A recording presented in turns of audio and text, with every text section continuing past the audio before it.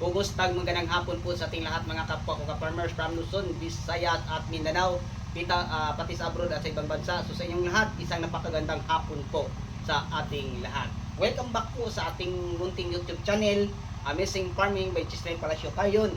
Okay, panibagong video, panibagong kaalaman naman tungkol po sa paggamit natin ng insecticide at saka organic na pang trap po sa fruit fly. Okay? Problema nyo ba mga kapwa ko ka-farmers ang pesting and insectong fruit fly na umatake po sa mga bunga po ng mga watermelon, ampalaya, atsal at iba pa? Narito na po mga kapwa ko ka-farmers ang mga produkto na ating ginagamit pang control po sa pesting and insectong fruit fly sa ating mga ampalaya, watermelon at iba pa.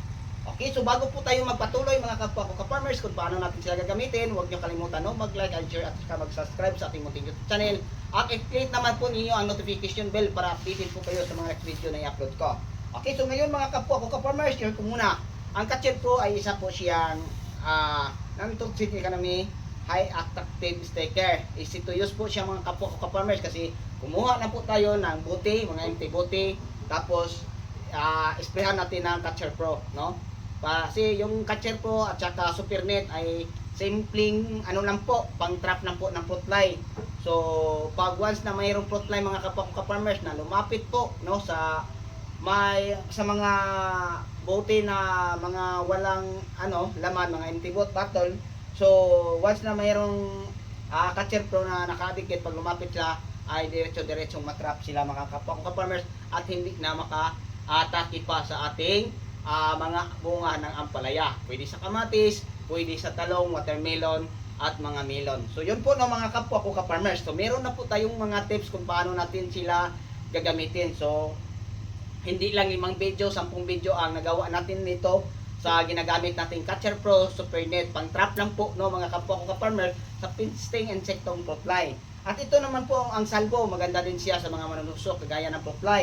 So mag-apply na po tayo ng salvo mga kapwa po ka-farmers para list po tayo sa mga atake po ng mga fruit fly kasi napakaamoy po siya mga kapwa ko ka-farmers, no?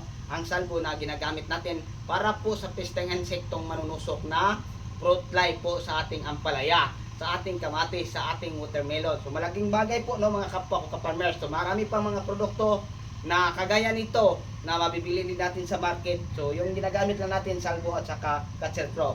Meron po tayo mga melon nylor pang pang control po sa mga pesting insektong fruit fly at saka meron po tayong ginagamit na mga attractant, yung mga empty bottle.